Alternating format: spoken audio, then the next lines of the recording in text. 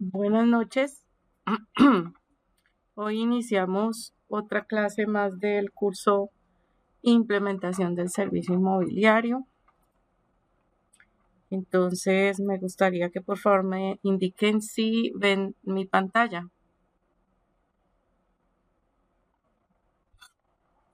Sí, señora. Sí, señora. Sí, señora. Bueno, listo. Entonces, para hoy tenemos 3 temas. Vamos a ver cómo nos va con el tiempo.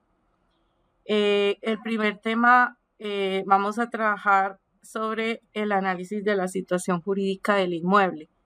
Entonces, ya pasamos el proceso de captación del inmueble, entendimos una base sobre el tema del derecho inmobiliario, el derecho a la propiedad, y ahora vamos a proceder a revisar los documentos jurídicos del inmueble para saber cómo está. Eso es lo que toca hacer después de que alguien se nos acerque y nos dice que quiere consignarnos el inmueble. Entonces tenemos que pedirle la escritura y el certificado de libertad, y pues yo creo que en algunos casos también el recibo de impuesto predial es importante solicitarlo, pues para saber si está paz y salvo o si está al día en predial. El segundo tema es norma urbanística. Entonces les voy a dar unos tips de cómo es que o qué se debe revisar en el tema de la norma que le interesa a una persona cuando va a comprar un inmueble. Y otro tema es la ubicación de inmuebles. Entonces, igualmente, unos tips para aprender a consultar inmuebles en geoportales y geovisores. Entonces, pues iniciemos porque las clases a mí se me va el tiempo muy rápido acá. Listo, entonces empecemos. ¿Qué es el certificado de libertad? Entonces, este documento es un documento que es público y este documento da fe primero sobre el derecho de propiedad que tiene una persona sobre el inmueble y segundo sobre su situación jurídica. Entonces, ¿quién es el propietario actual? Como ya les mencioné, ¿cuál ha sido como su historia, ¿sí? De ese inmueble, qué propietarios ha tenido? Algunos certificados de libertad trae los linderos, algunos trae el área del inmueble. Entonces, ahí hay unas características muy importantes que leyendo el certificado pues vamos a entender. ¿Para qué sirve el certificado de libertad? Entonces, sirve para consultar la información relevante de un inmueble que nos interesa comprar o que nosotros estamos ayudando a vender. Este documento nos demuestra realmente quién es el dueño o quién tiene el derecho de la propiedad del inmueble. Y pues es un documento que nos permite evitar ser estafados.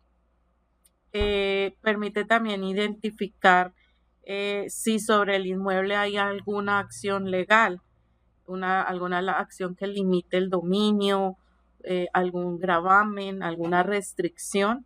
Eso queda grabado aquí en el certificado y ya más adelante vamos a ver eso. También este documento se tiene en cuenta en varios procesos, entre ellos el tema de los créditos bancarios. Es un documento que igualmente lo solicitan los bancos cuando se hace ese trámite. Pero también se usa para fines comerciales, ¿sí? Entonces, por ejemplo, cuando se va a prestar dinero con personas particulares, también lo solicitan. Bueno, en fin, para trámites también con entidades públicas, como vamos a darnos cuenta ahora. ¿Qué contiene este documento?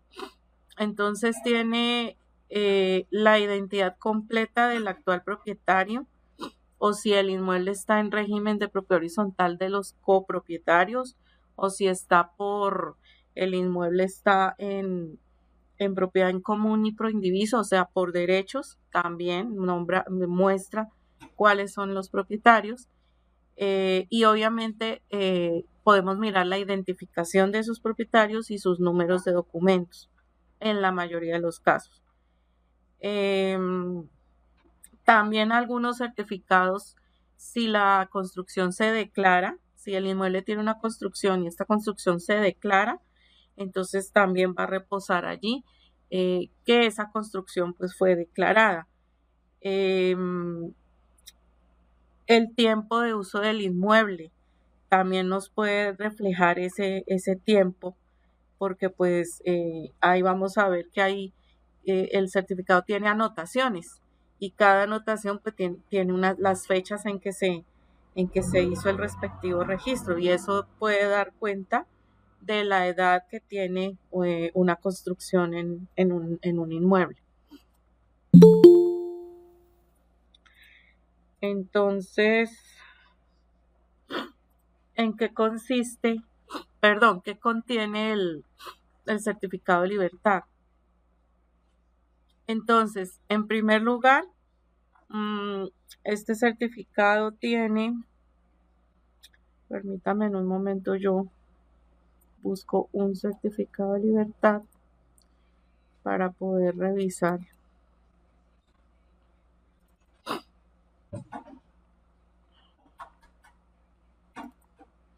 Y mostrarles qué tiene. Entonces, el certificado de libertad tiene un encabezado que nos indica qué oficina es en la que se está tramitando el documento o en la que se encuentra el registro del documento. A estas oficinas se les llama ORIS, la ORI, entonces Oficina de Registro de Instrumentos Públicos, la ORI. En este caso, este es de Fusagasugá, de la ORIF de Fusagasugá. Tiene un número de matrícula inmobiliaria, que es este número que vemos acá. Para el caso de Fusagasugá o del Círculo de Fusagasugá, inicia con 157. Este es el código que identifica a todos los inmuebles que están registrados en esta oficina. Y tiene este otro número, pues que es un consecutivo que ellos manejan. Tiene aquí arriba este código, que es el PIN, que es para verificar el certificado. Vamos más adelantico a mirar cómo verificamos la veracidad del certificado. Tiene el número de página, es importante porque permite tener el orden del documento, la fecha en que fue impreso y la hora. Entonces esto también es importante porque el certificado de libertad para muchos trámites tiene vigencia de un mes. O sea, cuando usted, por ejemplo, este que es del año 2020, pues ya perdió vigencia, porque en un mes puede el inmueble tener, puede ser objeto de anotaciones, ¿sí? De actos que recaigan en el inmueble y que se registren. Hay otros trámites que he visto que se puede tener el certificado con vigencia hasta 3 meses, pero generalmente es un mes. Luego viene toda esta información de lo que es lo que les decía, el círculo registral, que es 157 Fusagasugá, de en qué departamento, en qué municipio y qué vereda. A veces el tema de la vereda no coincide como en este caso, ¿sí? Pero bueno, trae el campo. La fecha de apertura de este folio, o sea, este predio nació registralmente el 7 de octubre del 85. Eso es lo que significa. Y la radicación con la que nació este folio es este numerito y con la escritura en que se dio apertura. El código catastral nuevo, el código catastral anterior y el estado del folio, que este es súper importante. Entonces, en este caso el folio está activo, quiere decir que o sea, está vigente este folio de matrícula, ¿sí? Si aparece aquí cerrado, quiere decir que ese folio de matrícula ya no está vigente, ya no está activo. Entonces hay que mirar eso. Eso es lo primero que se mira en el certificado de libertad, la fecha y que esto aquí diga activo. ¿Listo? Luego viene una parte que es todo el tema de cabida y linderos. Entonces, como les decía, a veces trae el área, aquí no trae el área, generalmente si trae área la trae aquí en esta parte de arriba o más adelante en alguna anotación también puede tener el área. Y esta parte de complementación es donde se le escribe toda la historia, lo que llamamos la tradición del inmueble, ¿sí? De dónde nació, bajo qué acto, y a veces trae efectivamente los linderos. En este caso, pues no tiene los linderos. Después sigue la dirección del inmueble, entonces aquí puede haber varias direcciones. De acuerdo a los cambios de nomenclatura o de direcciones que tenga el inmueble. Aquí luego sigue matrícula abierta con base en la siguiente, o sea, quiere decir que este folio de matrícula, este predio con este folio de matrícula, nació de este folio de matrícula, ¿sí? O sea, esta matrícula 157-27514 es hijita de este predio que es el 157-27506. Eso es lo que significa. Y luego empiezan las anotaciones. Entonces, como les digo, el número de la anotación es en orden consecutivo, la fecha de la anotación y cuál fue el número de radicación. ¿Bajo qué documento se hace esa anotación? Entonces vamos a encontrar que es a través de escrituras, a través de oficios, sentencias. Entonces la escritura, número de escritura, la fecha y la notaría en que está la escritura. A veces los actos traen el valor del acto. El valor del acto es pues por cuánto se hizo ese acto. En este caso, declaración de reloteo pues no tiene valor. Este acto de declaración de reloteo significa que este inmueble con esta matrícula inmobiliaria sufrió un proceso de lotización, ¿sí? De él se desengloban varios lotes. ¿Por parte de quién se hizo? Entonces de Sopropol Limitada. Ese es en esta anotación, este es el dueño y este propietario hizo ese reloteo. Es el dueño porque está marcado aquí con X. Bueno, y vienen las siguientes anotaciones. Permiso para enajenar. Entonces, un reloteo, le da la alcaldía de Arbeláez, le da mediante resolución el permiso de ventas para poder empezar a vender los lotes. Luego viene reglamento de urbanización. Entonces hacen una reforma a ese reglamento de urbanización. Luego aquí dice que acto de compraventa. Entonces vendieron 74 metros cuadrados de Sopropol a esta persona. Ahí ya hubo el cambio de propietario. Aquí esa persona le vende, este señor Acuña Páez Héctor Alfonso le vende a Marroquín de Urrego María Inés y a Urrego Bernal de Armando. Y luego hay otra anotación donde hay una sucesión y liquidación de sociedad conyugal de Marroquín María Inés Urrego León Armando a nombre de Daniel Alberto Urrego. Y ahí termina las anotaciones de ese folio. Obviamente, claro está que este ejemplo lo tengo en 2020, es probable que en 5 años ya existan más anotaciones. Luego viene acá llaman unas salvedades y son las anotaciones que se hacen cuando hay actualizaciones catastrales. Entonces ahí aparece con qué resolución y de qué año se empieza a hacer todo ese proceso de actualización catastral. Entonces, si hay anotaciones puntuales de catastro, acá dice que se corrige la anotación número 6 porque el nombre es María Inés Marroquín.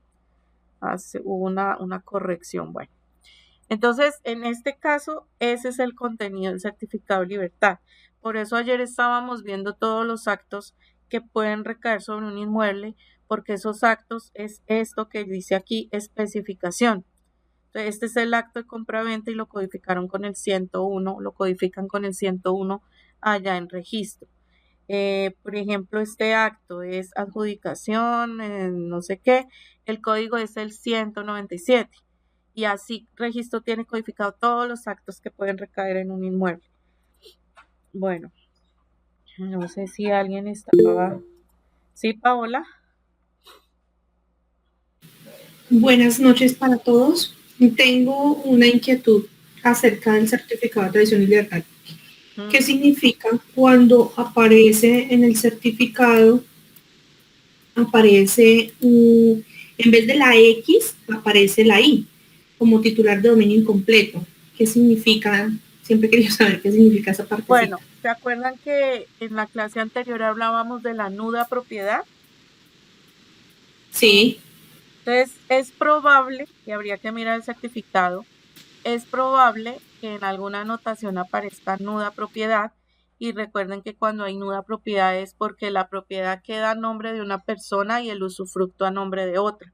Entonces, quiere decir que ahí tienen el dominio, el derecho de propiedad incompleto, porque el derecho de propiedad completo es cuando usted tiene el dominio y tiene el usufructo, pero cuando se separan, el dominio queda incompleto, entonces por eso aparece la I. Entonces tocaría revisar en el certificado de libertad si hay alguna anotación que hable de nuda propiedad, de usufructo, de dominio. ¿Listo? Muchas gracias. Bueno, entonces, bueno, ayer hablamos de los actos, aquí pues ya los traje, pero ya con las definiciones. Ayer hablamos, bueno, prescripción descriptiva. El proceso de pertenencia realmente se llama proceso de prescripción adquisitiva. En derecho ese es el nombre real, pero todos lo conocemos como proceso de pertenencia, ¿sí?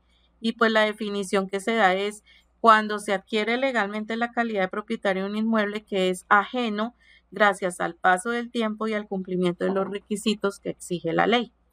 Entonces, de resto les traje todas las definiciones de lo que hablamos ayer para recordar, porque todo esto son actos que se pueden registrar en los folios de matrícula, o sea, en los certificados de libertad. Bueno, llegamos al tema de afectación y de patrimonio de familia nuevamente. Entonces, aquí Paola hizo una pregunta en la sesión pasada sobre si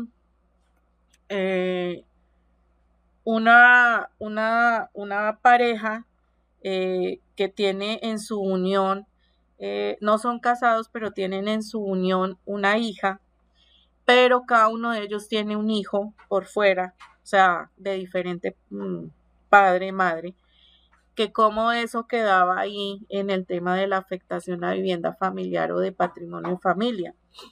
Entonces yo le pregunté el tema a una abogada anoche, justo que la vi. Entonces ella me explicaba que ambas afectaciones, porque son afectaciones, son a manera voluntaria de las personas que son dueñas del inmueble. En este caso hablamos de la pareja, ¿sí? De su esposa, esposo o de marido, mujer, ¿sí? Entonces es voluntario, ambos son voluntarios. Y como son voluntarios, entonces la pareja cuando va a adquirir el inmueble en la notaría les preguntan, ¿quiere voluntariamente afectar a vivienda familiar? Entonces él dice sí, las personas dicen sí o no. ¿Quieren que sus hijos ingresen en esta afectación? Entonces dicen sí o no. Y ellos mismos también voluntariamente determinan quiénes serían las personas que entrarían como hijos en esa afectación, tanto para afectación a vivienda familiar como de patrimonio de familia. Entonces yo le preguntaba que si eso generaba algún derecho después en algún proceso de sucesión o por herencia o etcétera. Me decía que no, definitivamente ninguna de las dos afectaciones genera ningún tipo de derecho en los temas de herencias o sucesiones. Eso es algo que es voluntario y de hecho aquí hice un cuadrito de diferencias y precisamente ahí dice En patrimonio de familia es un hecho que es voluntario y es por escritura pública, excepto en vivienda de interés social. Cuando es vivienda de interés social, la afectación de patrimonio de familia sale inherente. O sea, así yo no quiera, por el hecho de ser vivienda de interés social, a mí me la afectan cuando hacen la escritura, ¿sí? Y la afectación a vivienda familiar también es voluntario y también es por escritura pública. El patrimonio de familia no puede superar los 250 salarios mínimos mensuales vigentes para poderse afectar o para afectar varios bienes.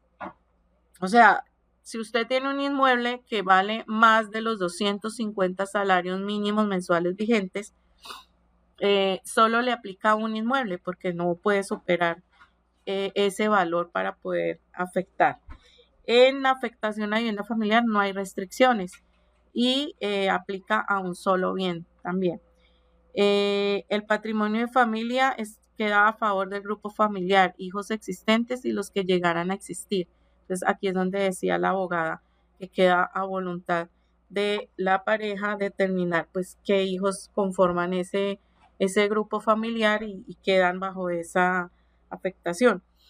Y en la afectación a vivienda familiar queda a favor de los cónyuges y no hay mención expresa a los descendientes, o sea, a los hijos.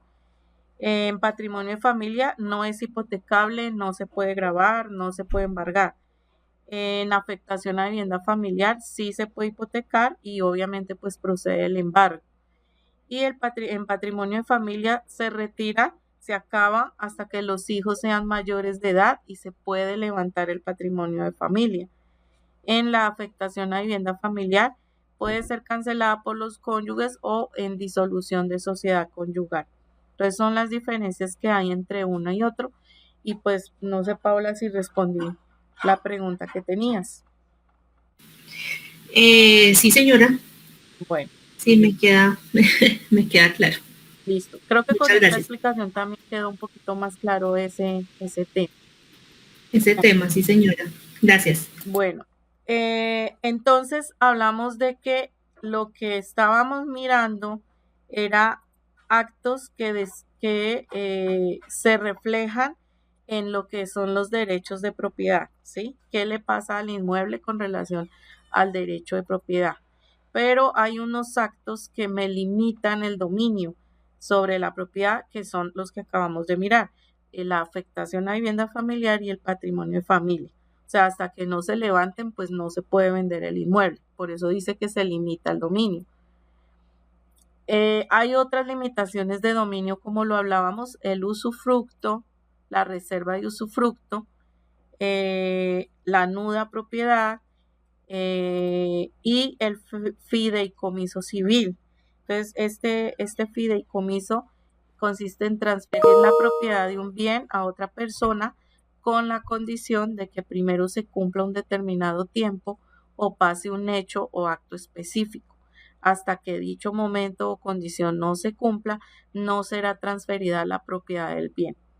Entonces yo tengo un inmueble y le voy a dejar en fideicomiso el inmueble, por ejemplo, no sé, voy a dejar el inmueble en fideicomiso a mi hermana. Y yo dejo estipulado que cuando mi hijo cumpla 25 años, ese fideicomiso pasa a ser propiedad de mi hijo, o sea, pasa a usufructuarlo él, ¿sí? Entonces, eso puede ser un ejemplo de fideicomiso, ¿sí? Obviamente, pues es un ejemplo. Puedo decir que cuando cumpla 18, por ser la mayoría de edad, ¿sí? Pero es un ejemplo. Entonces, esa es la figura de fideicomiso. También el certificado de libertad me muestra medidas cautelares a la propiedad. O sea, van referidas a decisiones judiciales. Entonces, generalmente es por el incumplimiento de obligaciones. Por ejemplo, el embargo. El embargo de bienes es una medida cautelar. Entonces, embargan y el propietario ya no puede hacer uso y disposición de esos bienes, quedan congelados hasta que no se levante esa orden de embargo. El secuestro de bienes. Entonces, significa que el bien queda bajo custodia de una persona que asigna el juzgado. Y hasta que no haya una decisión judicial sobre ese proceso, no se levanta igualmente ese secuestro. La demanda civil. Entonces, acá dice que lo deja fuera del comercio, pero quien compre una propiedad con una demanda civil inscrita deberá asumir las consecuencias de ella. O sea, ¿qué quiere decir? Que tiene la restricción de demanda civil y esas anotaciones cuando son órdenes, cuando son procesos judiciales, salen a través sale una orden del juzgado indicándole a registro que tiene que registrar ese tipo de medidas, ¿sí? Y hasta que eso no se levante, pues uno no podría ni vender el inmueble ni comprarlo. Sin embargo, en el tema de demanda civil aquí dice que pues se puede adquirir, se puede vender, pero la persona que lo adquiere pues tendrá que incurrir en las consecuencias que sobrevengan de esa demanda civil por la que se haya interpuesto, que pueden ser muchos motivos.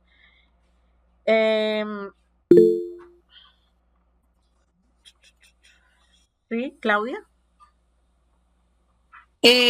Sandra, buenas noches. Es que me queda una duda con el tema del secuestro de bienes. ¿Es cuando de pronto dos personas están disputando por un inmueble como presunta propiedad de ambos? ¿O cómo funciona realmente ese tema? Puede ser por varios eventos. Puede ser, ¿qué te digo yo? Espérame, a ver, buscamos un ejemplo.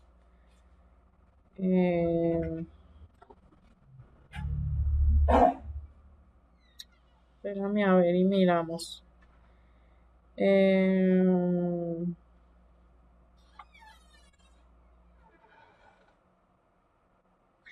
Entonces, sí, puede ser, por ejemplo, sí, lo que tú dices es verdad, alguna disputa entre dos personas y el juez declara que, bueno, a ver, ya me acordé un caso, no me acordaba el caso.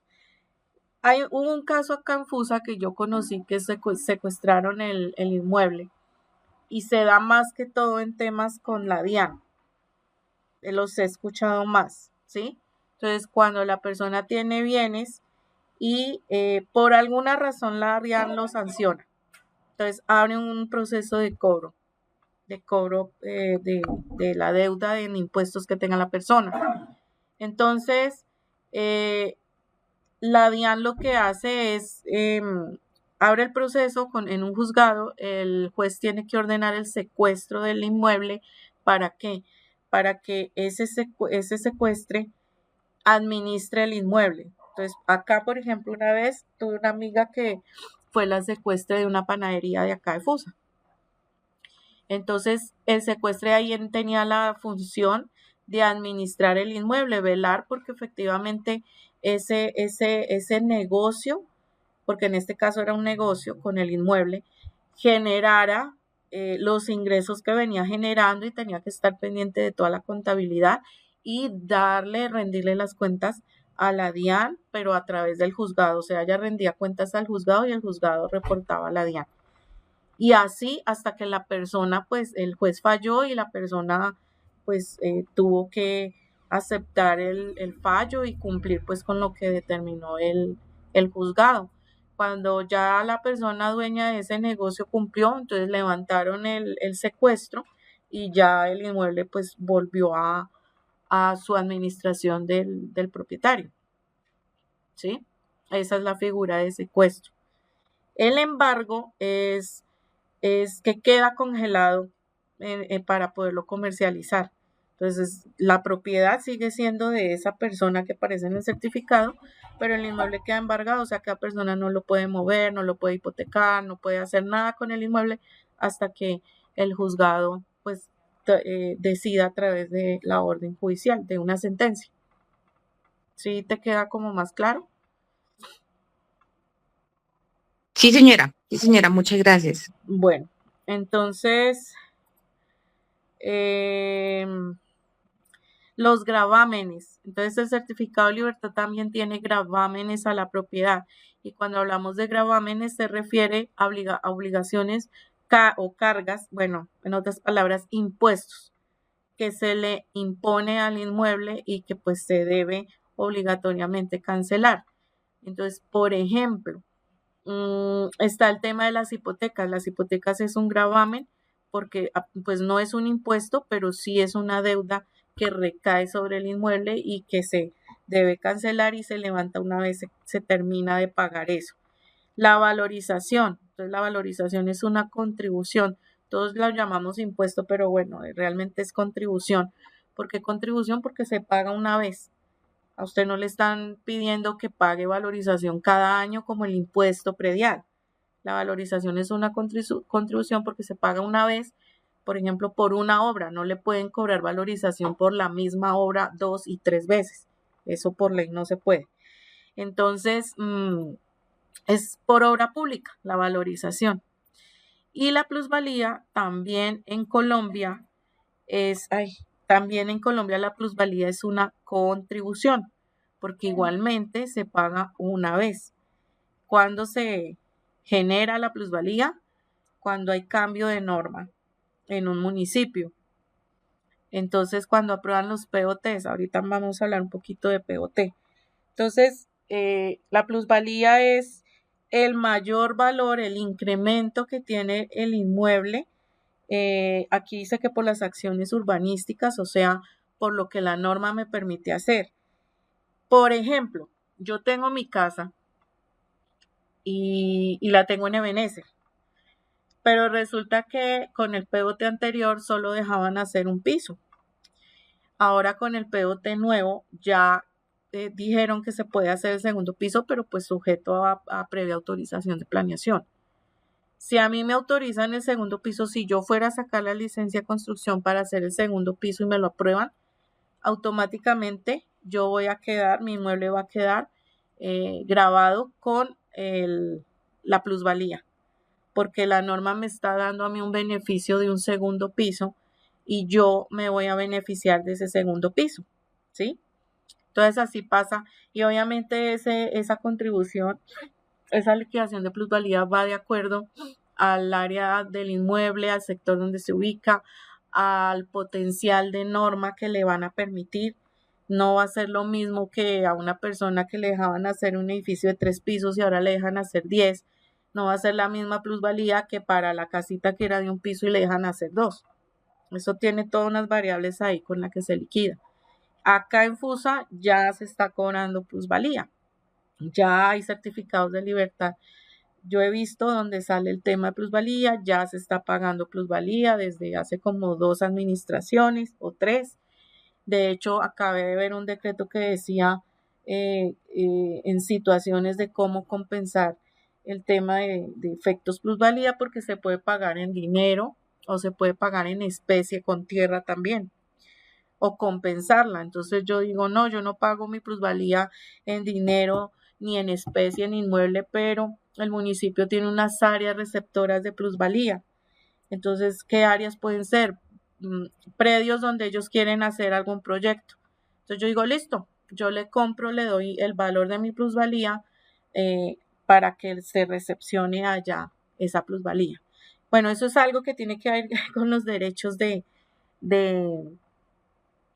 se me olvidó ahora, se me olvidó la palabra, los derechos de edificabilidad y bueno, todo eso. Eso es otro cuento y eso lo maneja planeación. Bueno, ¿cómo verificamos los certificados de libertad? Entonces esto es súper importante. Lo primero es ingresar a este link que ahí les queda en la diapositiva y ahí uno escribe el PIN que tiene el certificado de libertad, ¿sí? Vamos a mirar a ver si nos sale algo de este PIN que tenemos acá. Pues yo creo que ya debe estar, ya debió perder vigencia. Vamos a ver si funciona copiándolo y pegando. Entonces copio y pego el PIN y le digo aquí validar. Certificado no encontrado, claro, porque pues es del año 2020, hace 5 años, o sea, eso ya perdió vigencia. Entonces, si está recién expedido, aquí le va a salir la nota de que sí fue expedido el certificado de libertad. Entonces, esa es una manera de verificar que el certificado de libertad es real. Bueno, luego tenemos que verificar otras cosillas. Bueno, yo ya les dije que la fecha y el estado del folio, me adelanté, que mirar la matrícula inmobiliaria, el código catastral, verificamos la dirección que sea pues la del inmueble, que no nos estén diciendo, usted me va a ayudar a vender el inmueble Casa 1, Manzana J de Benecer, y aquí dice es lote 4 o D. Entonces usted, pero espere, ¿cómo así? Esto no es, se equivocó de certificado, ¿sí? Porque a veces pasa eso, nos envían documentos de otro inmueble. Entonces tenemos que revisarlo muy bien. La matrícula inmobiliaria que me da, la matriz, esta es la matriz. El tema de identificación del inmueble, el tema de la tradición, quién tiene el título, el titular de derecho de propiedad. Es importante que si la persona que me está consignando el inmueble es esta persona que aparece aquí con la X, si no es ella, entonces, bueno, ¿usted quién es? ¿Por qué me da el documento? ¿Usted es el apoderado? Muéstreme el poder que le dieron, ¿sí? Entonces, todo eso hay que hacer verificación. Bueno, aquí ya hablan de que las limitaciones al dominio gravámenes no permiten el registro de otros actos. Entonces ya dijimos que el patrimonio de familia, la afectación a vivienda, el usufructo, el comodato, el embargo, valorización, oferta de compra, esas limitaciones al dominio y gravámenes no permiten que se registren otros actos hasta que eso se resuelva o se levante, ¿sí? ¿Hasta aquí alguna pregunta?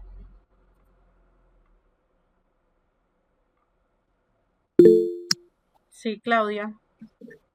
Es que me pareció escuchar que la plusvalía sí queda grabada en el certificado de libertad. Sí, señora, debe quedar grabada. La ley dice que debe quedar grabada, que el municipio a veces no lo hace, pero sí he visto algunos certificados con ese gravamen. Pero eso se paga solo una única vez, ¿sí? En el momento que... Sí, ¿no? Sí, se paga una sola vez. Por ejemplo, ahorita que hubo cambio de POT en el 2023 y que mejoró la norma en muchos sectores, le está aplicando plusvalía a muchos predios de FUSA. Entonces, ahí es donde empieza la alcaldía a hacer todo ese estudio, todo ese ejercicio, y se hace efectiva, o sea, se cobra cuando la persona va a realizar la solicitud de licencia de construcción o cuando va a comprar o a vender el inmueble. ¿Sí? Por eso es que tiene que quedar registrada en el folio, porque si tiene plusvalía y no está en el folio, cuando van a hacer la transacción en la notaría, la protocolización, y no tiene el gravamen en el folio, pues pasa la transacción y no le cobraron plusvalía. Entonces se causa solamente cuando se va a hacer un acto sobre el inmueble que es licencia de construcción o compra y venta, siempre que esté grabado ahí en el folio. Y es una sola vez. Claro está que si el POT cambia y resulta que al inmueble que le dejaban hacer 3 pisos y con este POT le dejaron hacer 5, 2 más, pero cambia el POT y cambió la norma nuevamente y ya no le dejan hacer 5 sino 10, pues sobre esos 5 excedentes, ahí va a tener un tema de plusvalía nuevamente, probablemente.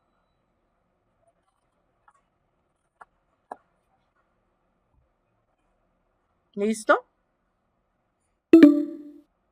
Sí, señora. Bueno.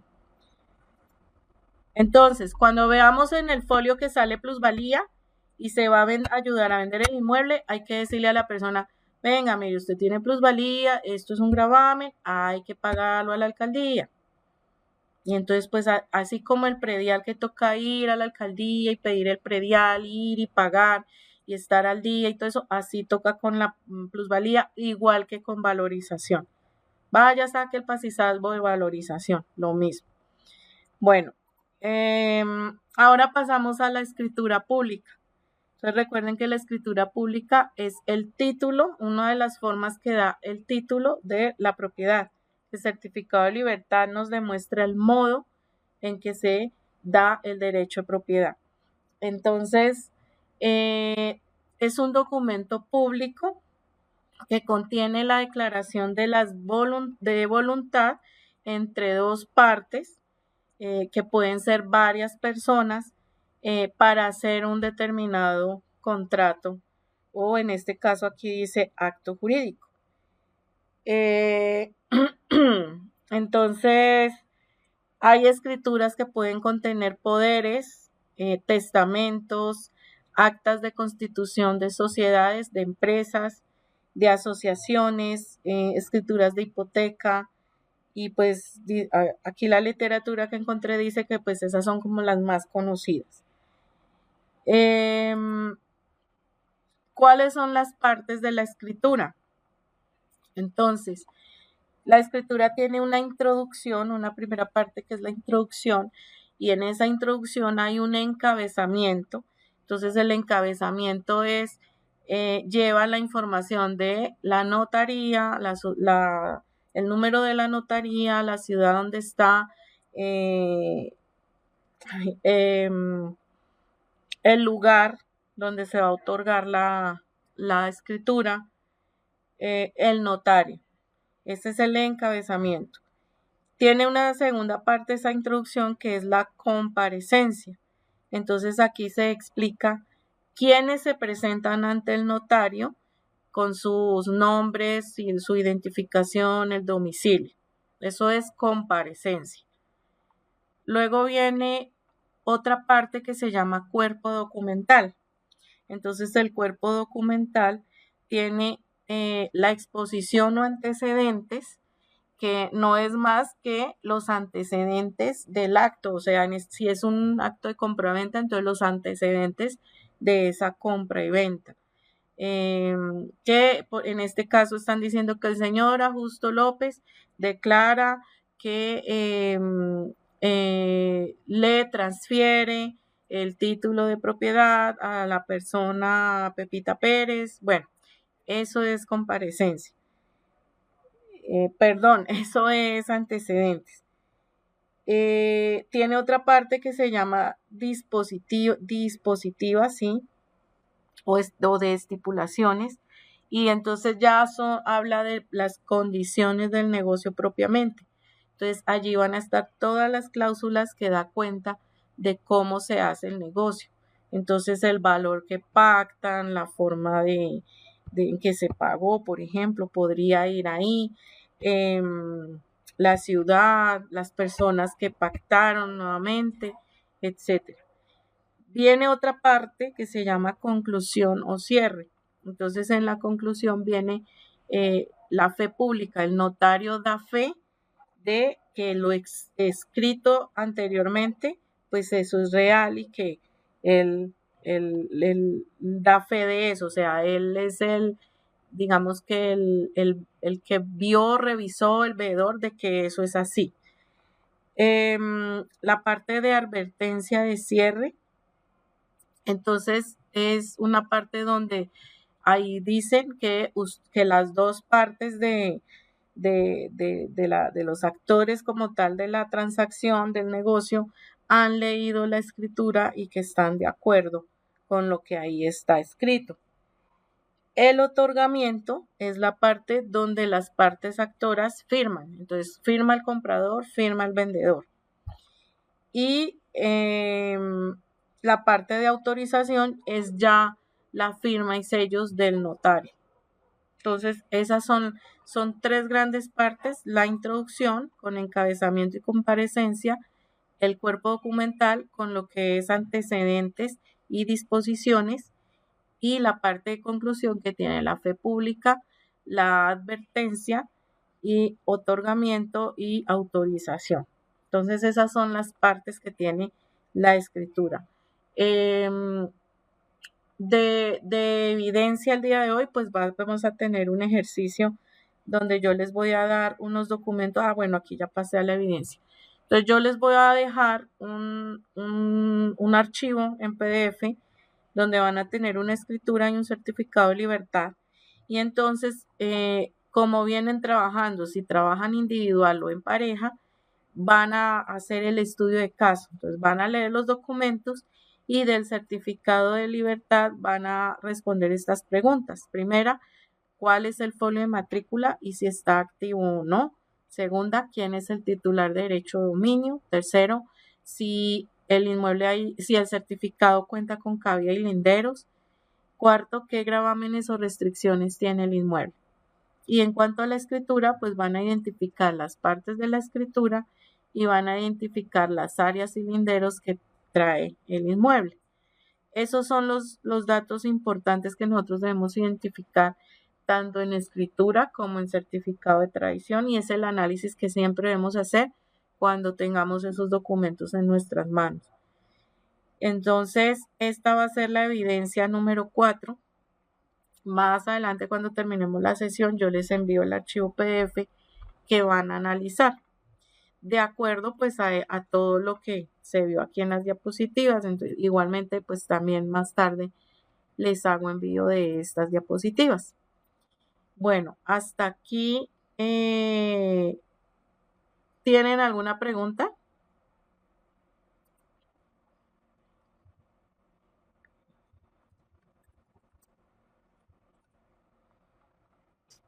No, profe, todo claro. Listo. Déjame que no me había dado cuenta de este error. Listo. Luis Carlos. Profe, algo pequeño. ¿Sobre el escenario lo hacemos sobre cualquier documento? No. ¿O sobre yo que nos les voy a compartes? enviar, sí, yo les voy a enviar un archivo donde va a haber una escritura y un certificado de libertad. Ok, gracias. Bueno. Entonces, seguimos, porque el tiempo no nos da tregua. Ay, pero miramos cuánto nos queda No, nos quedan 6 minutos. Sigue el tema de norma urbanística. Entonces, mientras se acaba la reunión, porque les voy a proyectar un videito, pero duro. No sé si alcancemos y no quiero cortarlo. Entonces, mientras se corta. El tema de la norma urbanística es muy importante que nosotros entendamos, si estamos en el negocio inmobiliario, que entendamos unas bases para que cuando una persona llegue y nos diga, estamos vendiendo un predio, llega un comprador y nos dice, venga, y yo ahí yo puedo ahí montar un bar, es que quiero montar un bar. Yo puedo montar un negocio de muebles, es que yo ahí compro un lote, ay, es que yo quiero construir una bodega. Pues usted en el afán de vender, pues usted dice, yo creería que más de una oportunidad, sí, no, pues yo creo que sí, ¿cierto? Si desconocemos mucho del negocio inmobiliario, vamos a caer en ese error y no le vamos a asesorar bien a la persona. Entonces, hay que conocer un poco una base de lo que es la norma urbanística, y es lo que ahorita vamos a mirar. Entonces, la norma urbanística está conformada por varias variables, pero entre ellas las que más nos interesa tiene que ver, uno, con los usos del suelo, que son los que me permiten saber en un inmueble qué actividad se puede desarrollar. 2, el tratamiento urbanístico, que tiene que ver con los parámetros de norma urbanística para saber en ese lote qué puedo construir, cuántos pisos, cuánto de patio debo dejar, cuánto de antejardín debo dejar, si me permiten voladizo o no y en dónde me permiten el voladizo, si tengo que dejar un retroceso en qué piso. ¿Qué más me dice esa norma? Si me permiten hacer vivienda unifamiliar, bifamiliar, multifamiliar, ¿sí? Entonces, eso me lo determinan los tratamientos urbanísticos. Y el plano de áreas de actividad, que lo vamos a ver ahora, me indica los usos del suelo que se pueden desarrollar en los inmuebles. Hay otras variables importantes también a tener en cuenta, como es el tema de amenazas ahora, porque hablo de POT de Fusagasugá porque la mayoría somos de Fusagasugá. Entonces el POT de Fusagasugá fue aprobado en el 2023, es un nuevo POT y ya cuenta con unos estudios de amenazas y riesgos detallados que fueron avalados por la Corporación Autónoma Regional, CAR, que es la autoridad ambiental.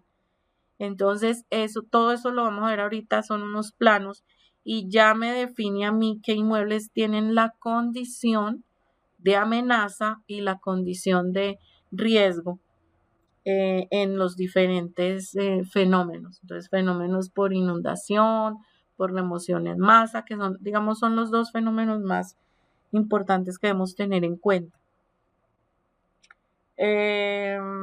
¿Qué otra variable miramos ahí en norma urbanística? Bueno, si un inmueble es declarado patrimonio cultural o histórico, también es importante saberlo, sobre todo en los centros de los municipios, porque hay unas reglas, unas normas especiales de conservación de esos inmuebles.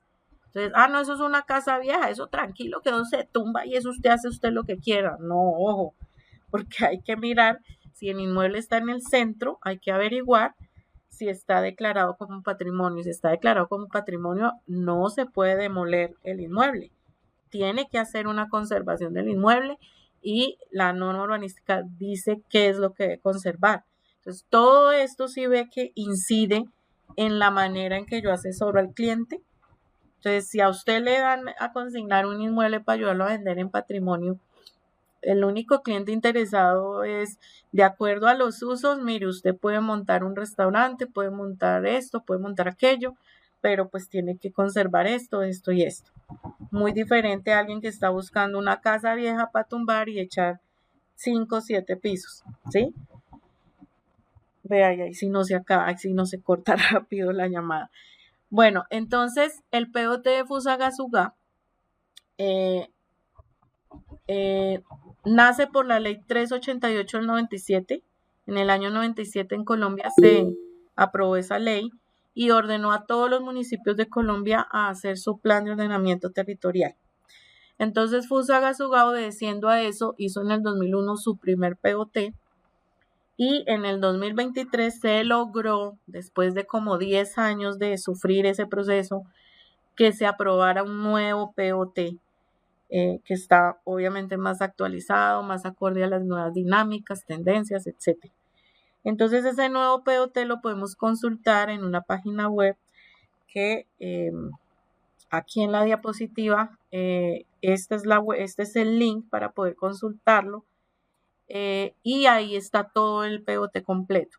Entonces ya ahorita vamos a entrar a esa página y les voy a explicar por dónde entran para acceder al acuerdo, a los planos, etcétera, porque hay mucha información ahí que hace parte del POT, pero no toda necesitamos nosotros consultarla. Entonces, bueno, son las 8.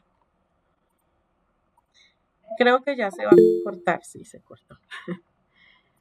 Bueno, voy a reanudar la grabación y voy a compartir pantalla para poder ahora sí ver el video. Entonces, el video.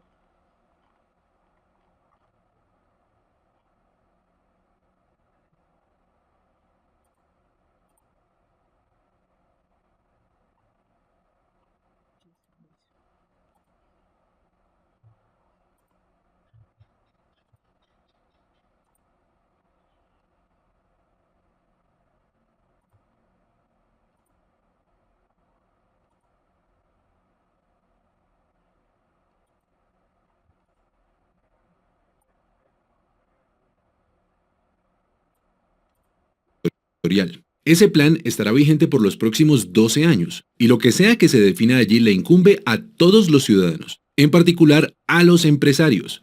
Pero para entender bien esta situación, lo mejor es comenzar por el principio. El crecimiento de una ciudad, si se deja a su suerte, puede ser bastante caótico. Los unos pueden construir demasiadas viviendas en un mismo espacio. Los otros pueden montar fábricas al lado, generando ruido, contaminación y afectando el medio ambiente. Un tercero puede intervenir el espacio público y como esos hay muchos problemas relacionados con el modo en que se utiliza el suelo. Problemas entre vecinos y problemas para el crecimiento futuro de una ciudad. Para evitar el caos hay muchos lugares del mundo que han optado por ceñirse a un plan. La idea es tomarse el tiempo de mirar el panorama general y definir qué debería ocurrir y en dónde. ¿Cómo se debería utilizar el suelo? ¿En dónde ponemos las vías? ¿En dónde los parques? ¿Reunimos la industria en un mismo lugar? ¿Cuáles son los elementos ambientales que debemos proteger? ¿Cuál será la interacción entre las viviendas, las oficinas y los espacios comerciales? Espérenme un segundo que alguien está pidiendo el ingreso.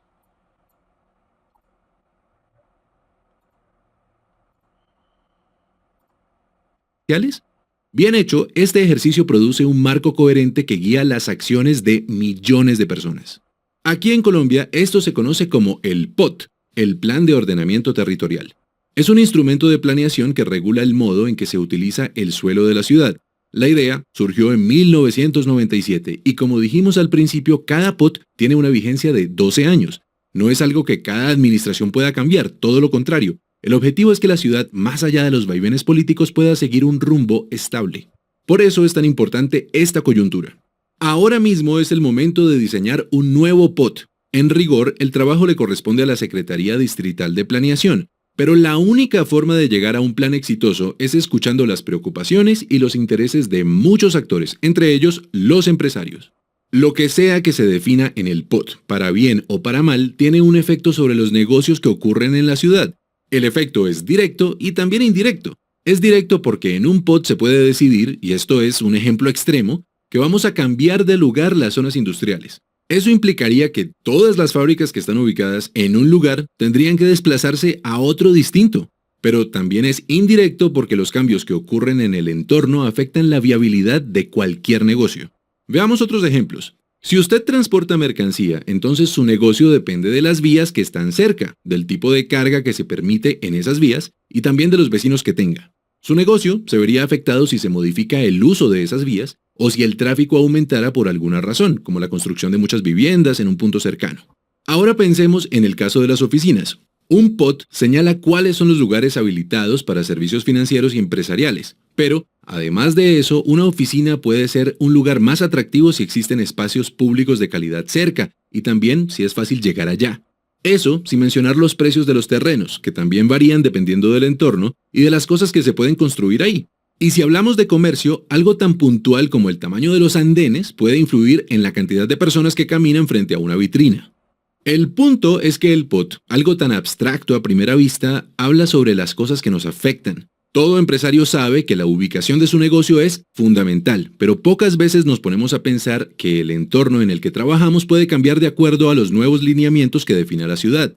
Un empresario piensa en términos de clientes, acceso a proveedores, distribución de mercancías, seguridad, calidad de vida para los empleados y muchas otras cosas. Un POT se plantea en términos de usos del suelo, comercio, vivienda, oficinas, hospitales, colegios, parques y demás. Y, en últimas, todas estas cosas están relacionadas. Entonces, ahora que se va a definir un nuevo POT, ¿cuáles son las problemáticas territoriales que afectan a los empresarios? Y la respuesta a esa pregunta es algo que nadie conoce mejor que ustedes mismos. Es por eso que estamos acá. Este video es una... Bueno, entonces, después de ver ese video, les hago la... ¿Me escuchan? ¿Y profe? Ah, bueno. Sí, señora. Les hago la pregunta. ¿Sí han escuchado el término de POT, el POT? Sí, señora. Sí, señora. ¿Alguien no lo había escuchado? Claudia Patricia no lo había escuchado. No, profe, no tenía el concepto claro. Ok. Bueno, el POT es un plan que lo hace la alcaldía en cabeza de las oficinas de planeación. Entonces ellos hacen todo un proceso técnico multidisciplinario donde se hace socializaciones con la comunidad, talleres participativos con comunidad, con empresarios, todos los gremios, y son procesos muy largos y muy tediosos. Por eso yo les digo que después de 10 años acá en FUSA se logró por fin aprobar el nuevo POT. Yo hablo de un nuevo POT, pues el acuerdo dice que es los ajustes generales al POT, pero es un nuevo POT completamente. Entonces, ese POT es muy importante y, como escucharon, incide en toda la economía del municipio porque define dónde se puede establecer un negocio, una empresa, una industria, dónde va a ser la construcción de nuevas viviendas, de la nueva ciudad donde se va a expandir, cómo se va a proteger los recursos naturales, entre otras cosas, ¿no? Entonces, por eso es importante que nosotros entendamos algo básico de lo que es el POT. Entonces, acá en Fusagasugá, el POT de Fusagasugá fue adoptado mediante el Acuerdo 10 del 2023. Cada POT es un POT autónomo e independiente en cada municipio. El POT de Fusagasugá aplica para Fusagasugá, no aplica en Pasca, no aplica en Silvania. El EOT de Silvania, porque allá es más chiquito, se llama Esquema de Ordenamiento Territorial, le dicen EOT, el EOT de Pasca aplica solo a Pasca, y así sucesivamente. El POT de Bogotá aplica solo en Bogotá, pero pues hay una incidencia ahí regional, ese POT de Bogotá. ¿Sí, Luis Carlos? Profe, ahí desde tu experiencia, digamos que eso está individualizado por municipios, ¿no se ve afectado en un futuro en el crecimiento?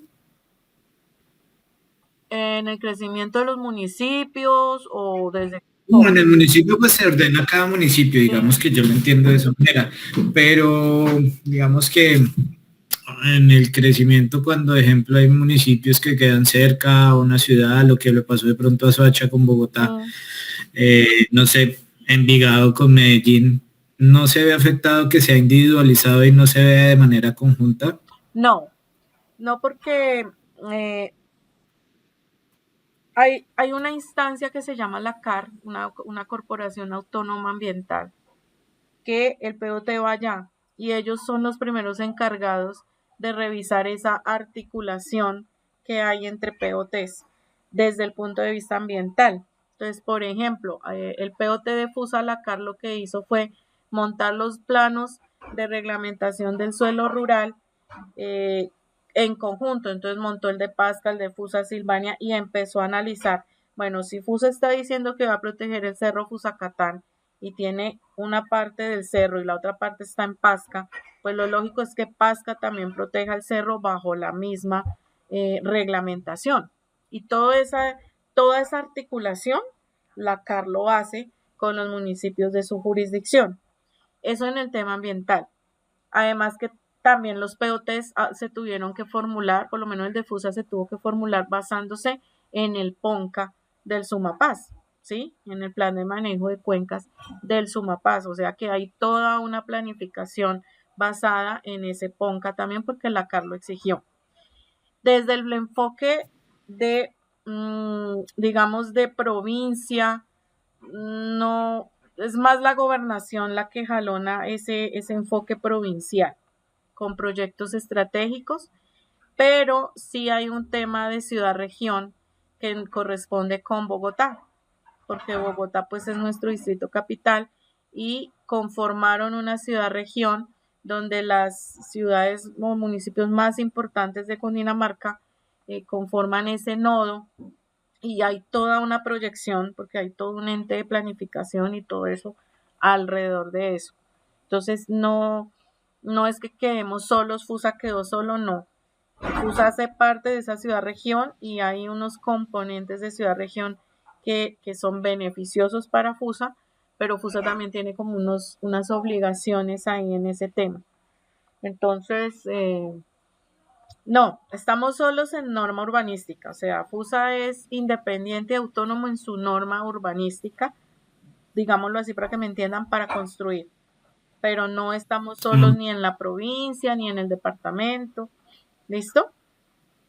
Ok, sí, ahí aclaraste mi duda, bueno, gracias. Ok, listo. Entonces, el POT de Fusagasugá fue aprobado en el año 2023, en octubre del 2023, más concisamente 18 de octubre del 2023.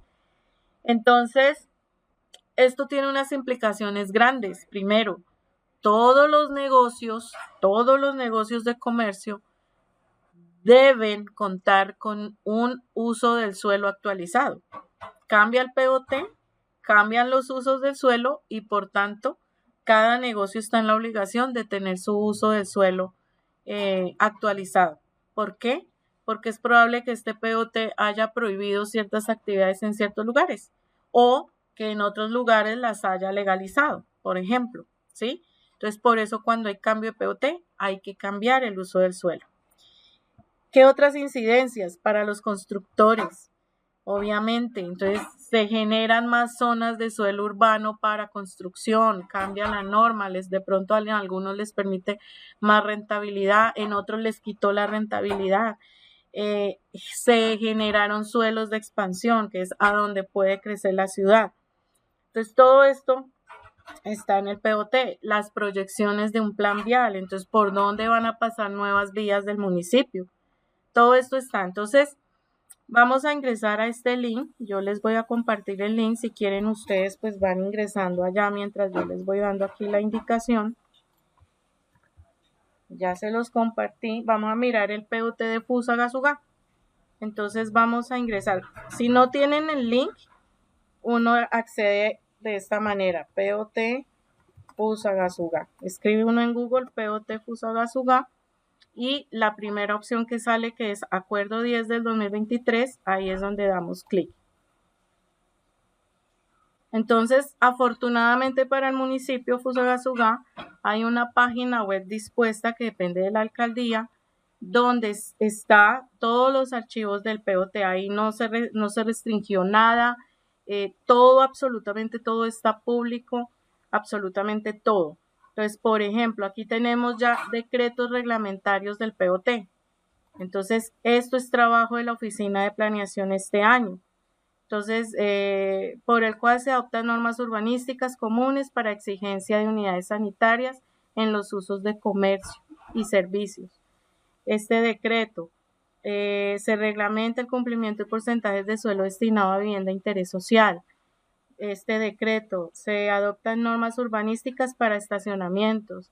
Este otro decreto reglamentan condiciones para el reconocimiento de edificaciones públicas de tipo dotacional, o sea, van a legalizar las construcciones públicas. Este decreto da los lineamientos, las normas para legalizar las edificaciones públicas, porque esas edificaciones pues no tienen ni licencia ni nada de eso. Este decreto para liquidación, pago, recaudo y gestión de los recursos derivados por compensaciones por cesiones públicas obligatorias en el suelo. ¿Se acuerdan que hablábamos la sesión pasada de cesiones obligatorias? Entonces, las cesiones obligatorias son lo que les decía, para predios mayores a 1.200 metros cuadrados, cuando lo van a urbanizar, tiene que cederle al municipio gratuitamente el 25% de su área total. Entonces, si el propietario dice, no, venga, yo prefiero compensar en dinero esa área, pero déjeme esa área para yo desarrollar mi proyecto bien. Entonces, él lo puede hacer, pero hay un proceso.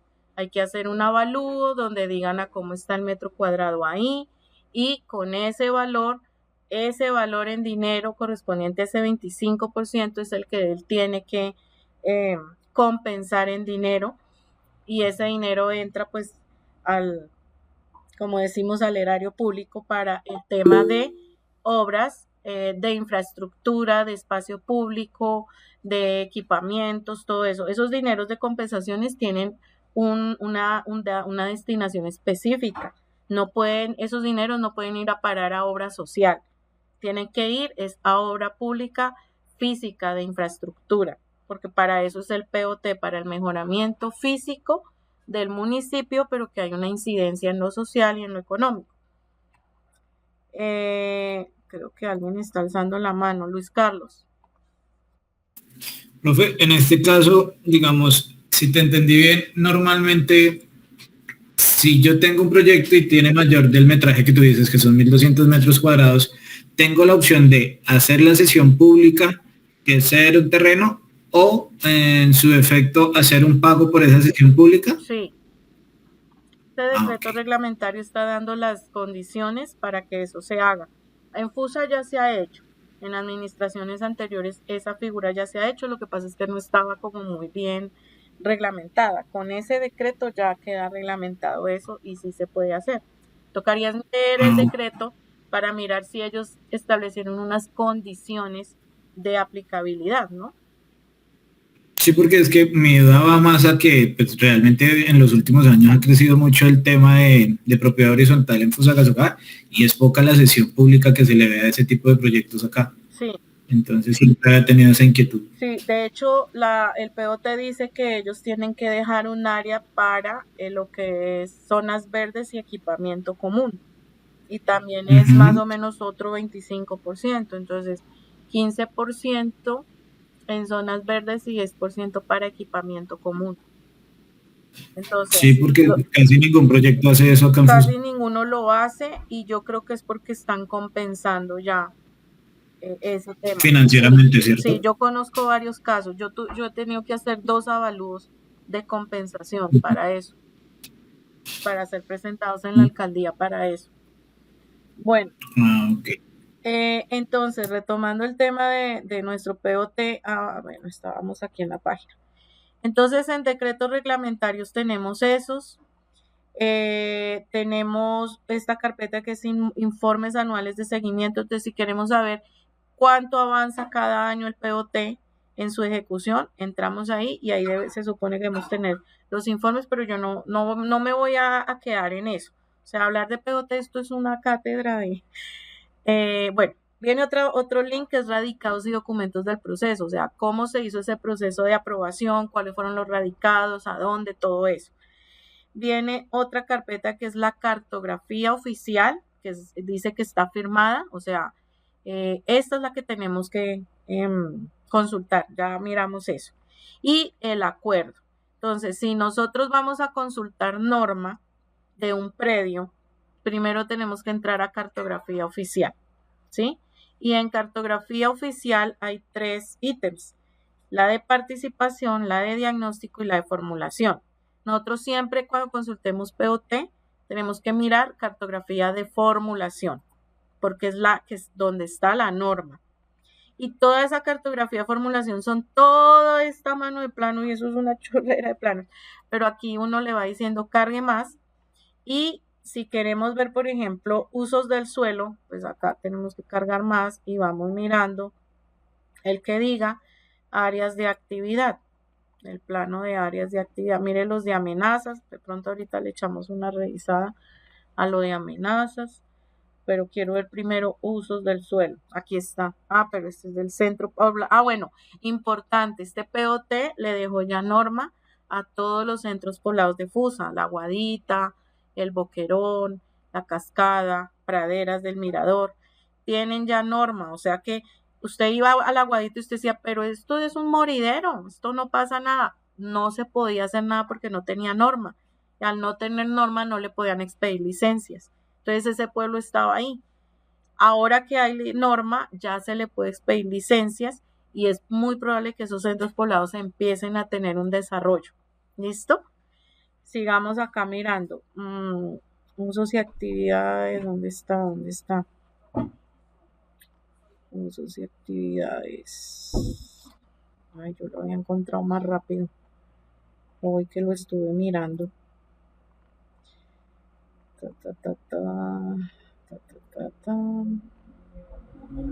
¿Será que me pasé?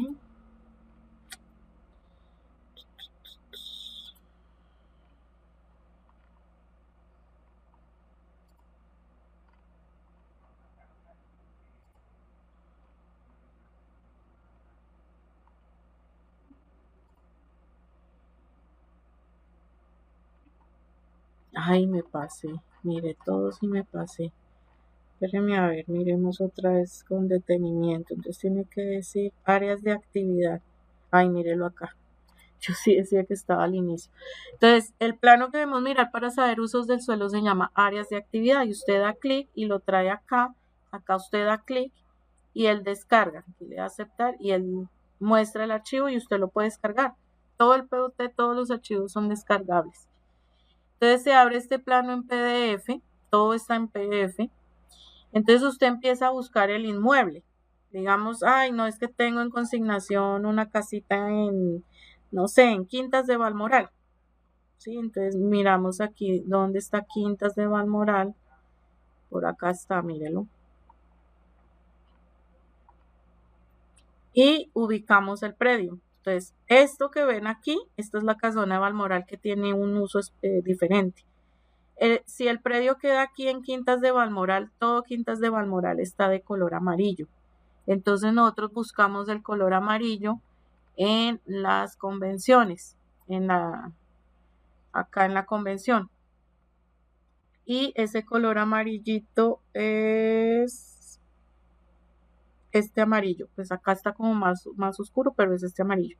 Quiere decir que el uso principal es residencial. Entonces está en el área de actividad residencial. Pero para saber qué usos realmente le permiten, entonces tenemos que ir al acuerdo, al documento del acuerdo. Entonces, ¿qué hacemos? Aquí nos devolvemos hasta que lleguemos a la primera opción y aquí donde dice acuerdo, entonces damos clic y lo vamos también a revisar.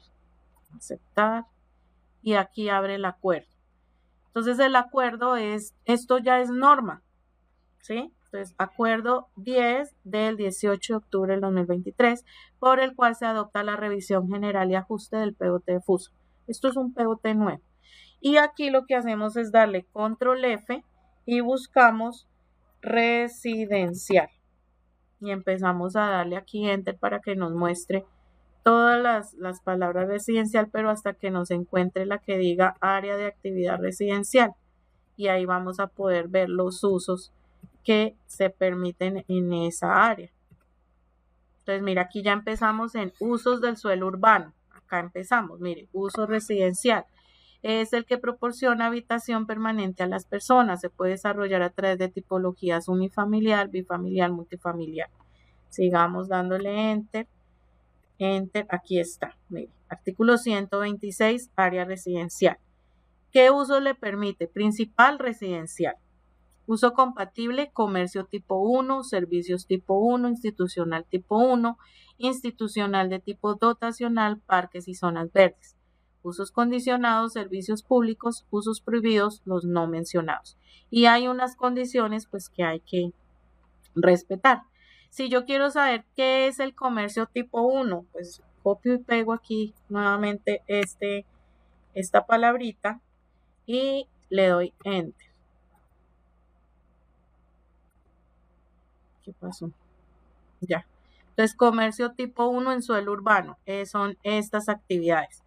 Tiendas de barrio, mini mercados, papelerías, misceláneas, fotocopiadoras, librerías, droguerías, farmacias, panaderías, pañaleras, cacharrerías, carnicerías, bla, bla, bla, bla, y hay unos condicionamientos para desarrollar ese comercio en ese barrio. ¿Sí? Y así es como nosotros podemos saber qué usos de suelo le permiten a un predio aquí en Fusagasugá. Entonces venimos en este plano, ubicamos el inmueble, el predio, miramos en qué color está, ese color lo ubicamos aquí en las convenciones, miramos en qué área, venimos al acuerdo y lo buscamos acá. Y de esa manera nosotros podemos estar seguros de que, no, es que yo quiero comprar un inmueble pero que me permita montar el bar. Entonces, bares, miremos aquí dónde estará el tema de bares. Creo que en este POT lo dejaron aquí en esta franja morada. Vamos a revisar a ver si estoy en lo cierto. Entonces dice que el morado es ejes comerciales y de servicios municipales. Sí, entonces venimos al acuerdo y aquí buscamos ejes comerciales y de servicios municipales. Le damos enter a ver si lo encuentro. De pronto no te lo busco porque quedó mal escrito ejes. Ah, sí, señor. Ejes comerciales. Y no lo tiene así. Entonces, comercial. Hay que buscar la palabrita que me ayude a buscar lo que necesito. Entonces aquí le damos enter, enter, enter hasta que nos lleve a esa palabra de áreas comerciales. Creo que yo les dije que era el artículo 126. Por ahí mismo debe estar. Comercio tipo 2, debe estar más arribita. Ay, ¿qué pasó? Uso institucional.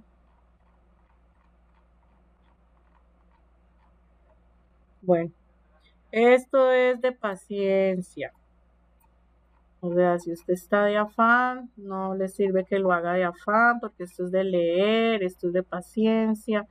Aquí estoy en los ejes comerciales y de servicios comunales, no, es este. Ejes comerciales y de servicios municipales. Entonces dice comercio tipo 1, 2, 3. Sí, ahí deben ser los bares porque yo creo que los bares son comercio tipo 3. Vamos a mirar. Entonces comercio tipo 3, enter.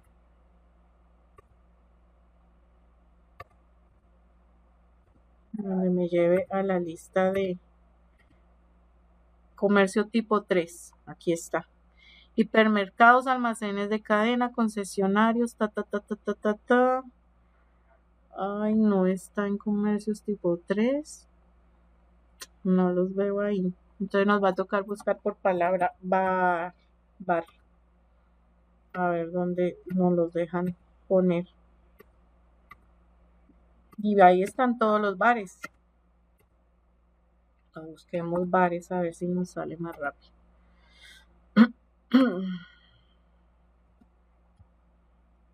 ¿Qué pasó? Los gastrobares. Comercio tipo 2. Sí, están es en comercio tipo 2. Gastrobares, cafebares. Eso. Entonces, toca buscar por actividad para mirar qué tipo de comercio, en qué tipo de comercio está la actividad y de acuerdo al área mirar. Entonces, es un tipo 2 que ahí en ese eje leímos que permitían comercio tipo 1, tipo 2, tipo 3. Esta diferencia la da el nivel de impacto que tiene el comercio. El comercio 1 es un impacto barrial. El comercio 2 ya es un impacto como de sector, como de comuna, hasta de pronto de ciudad. Y ya el comercio tipo 3 es un comercio ya a nivel grande, municipal, de un impacto grande. Bueno, eso en cuanto a los usos del suelo, y eso es importante que como inmobiliarios sepamos qué uso de suelo le permiten a un inmueble. ¿Listo? En cuanto a norma, entonces a mí, por ejemplo, me hacen mucha consulta de norma. Es que tengo mi lote, ¿qué puedo hacer? ¿Por qué? Ya ahorita les voy a decir por qué. Entonces, para saber la norma del predio tenemos que mirar el plano que se llama tratamientos urbanísticos, ¿sí? Y entonces venimos aquí nuevamente a nuestro POT y aquí le damos devolvernos, me devolví mucho.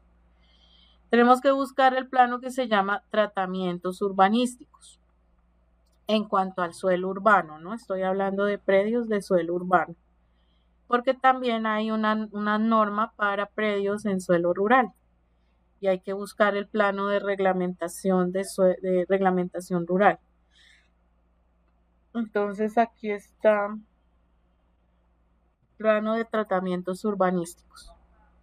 También lo podemos revisar. Y se trabaja de la misma manera que el de usos del suelo. Vengo, ubico el predio, miro el colorcito en donde está, miro convenciones y voy al acuerdo y busco ese tratamiento allá. Entonces, por ejemplo, sigamos con Quintas de Balmoral. Quintas de Balmoral está en color cafecito, mire, es un cafecito.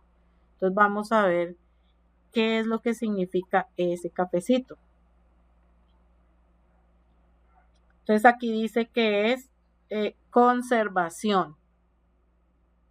Le dieron a Quintas de Balmoral el tratamiento de conservación. Wow.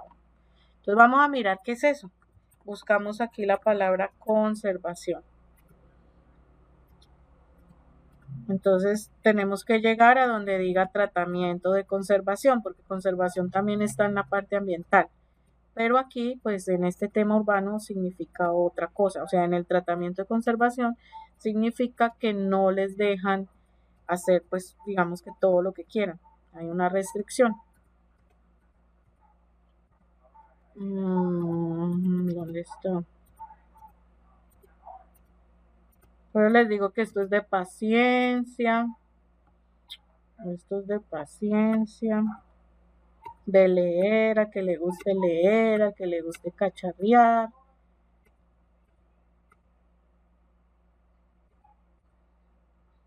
Aquí empieza. Estructurales, no, esto todavía es ambiental.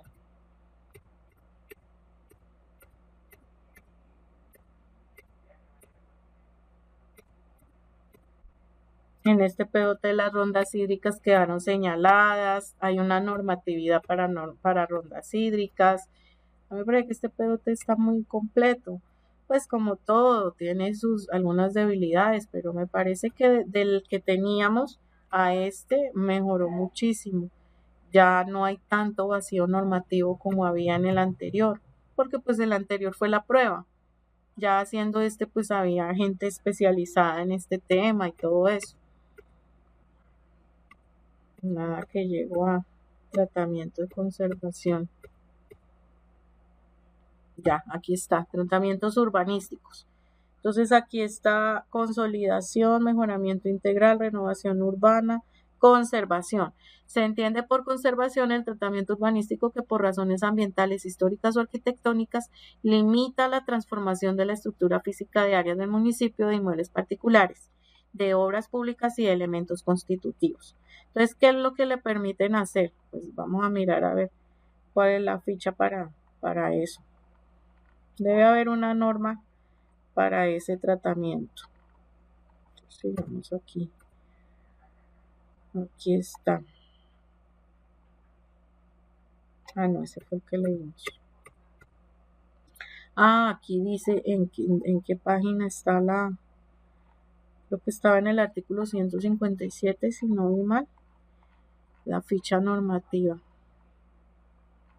Tratamiento de consolidación tipo 2, mejoramiento integral, revitalización, conservación. Entonces aquí está. Le permiten hacer vivienda unifamiliar y bifamiliar, o sea, no le permiten hacer multifamiliares en Quintas de Balmoral. El área mínima del lote para unifamiliar es 72 metros cuadrados, para bifamiliar 84 metros cuadrados. Altura máxima 3 pisos en unifamiliar y bueno, hasta 4 pisos en bifamiliar. Ahí eso quedó raro, un bifamiliar de 4 pisos, pero bueno. Y el resto ya es norma urbanística, entonces índice de ocupación, índices de construcción mínimo y máximo, frente mínimo, aislamiento anterior que es el antejardín, aislamiento posterior que es el patio, vacíos internos, en caso de predios esquineros, pues pozos de luz de 3 metros. Entonces, esta es la norma, le permiten los usos residencial, comercial, servicios e institucional. Y hay unos parámetros que deben cumplir. Entonces, así es como vemos la norma. Entonces, cuando llega la persona y dice, es que en Quintas de Balmoral vi un lote y quiero construir un edificio de apartamentos de 5 pisos. Entonces, uno viene y mira y le dice, ay, no, su merced, mire, le permiten hasta 4 pisos no más. Si el lote tiene 84 metros cuadrados o más. Si tiene menos, le dejan hasta 3 pisos. Y ya con esto los arquitectos empiezan a hacer el diseño arquitectónico. ¿Listo? Entonces, esa es la norma. Por un lado, la norma urbanística como tal para construcción y por el otro lado el tema de usos del suelo. Y de esa manera se asesora también la persona. Hay otro elemento que también les quiero compartir y es el tema de amenazas. Porque aquí en FUSA ese tema pues es un tema que es complejo. Entonces no podemos darnos el lujo de ir a ayudar a vender un inmueble que está en amenaza alta, que tiene problemas de remoción en masa. Queda la persona embarcada y usted queda mal porque usted me dijo que lo comprara. Ah, no, es que yo no sabía nada. Pues complejo, ¿no? Si queremos dar una imagen de profesionalismo, tenemos que estar enterados de todo esto. Entonces, plano de amenazas de remoción en masa, amenaza por remoción en masa, perímetro urbano. Esto es para el urbano. Todos los planos están zonificados para suelo urbano y para suelo rural. Hay diferencias. Entonces estamos mirando es urbano. Vamos a mirar amenazas por remoción en masa. Remoción en masa es deslizamientos. Entonces, el color verde es amenaza baja, o sea que yo alguna vez, pues yo trabajé en planeación 12 años de acá de FUSA. Entonces, cuando estábamos iniciando esos estudios, yo le decía al geólogo, pero ¿por qué amenaza baja? O sea, es que no hay amenaza. Entonces él decía, no, técnicamente la amenaza cero no existe. Entonces nosotros siempre zonificamos desde amenaza baja, media y alta. Y yo, bueno, pero lo verde tiene un significado que es que no hay amenaza.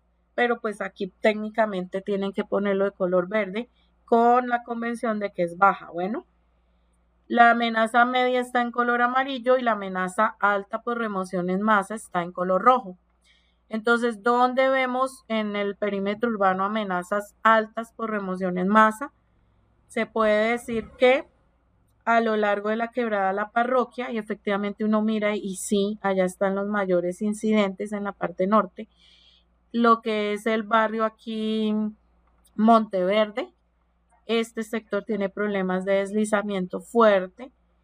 Este sector aquí que se conoce como Villaluz, que es a la salida del cementerio, en zona urbana. Bueno, la zona urbana está delimitada por esta línea perimetral negra, ¿no? Lo que esté por fuera, eso ya es suelo rural. ¿Dónde más vemos aquí color rojo dentro de zona urbana? Acá, mire, el barrio Pekín, primer sector, o sea, por donde está más arriba de Santa María de los Ángeles, Bosques del Marqués, allá arriba, mire, las zonas rojas tienen condición de amenaza alta por remoción en masa. Villa Aranzazu, aquí, esto es creo que parte del Coburgo, Los Robles, ¿dónde más? O sea que ya ustedes si miran este plano se van dando cuenta por qué los valores por metro cuadrado allá son más bajos. ¿Sí ven? Todo incide en los valores. Entonces yo siempre digo, cuando vean que están vendiendo un inmueble muy barato, pregunten, o sea, analicen la situación y algo está pasando. O es invasión, o es ilegal, o tiene algún problema, ¿sí? De amenazas, etc. Mire, aquí la otra parte que tienes aquí en la pampa, acá abajo, en el borde aquí de la pampa. Esta es la vía panamericana y cuando viene y da esta curva así pronunciada, aquí. Entonces son las áreas que tienen problemas de amenaza por remoción en masa en suelo urbano. Tenemos también el plano de amenaza por inundación. Entonces también vamos a ver el del perímetro urbano. Entonces ustedes localizan el inmueble y se cercioran de qué amenaza tiene.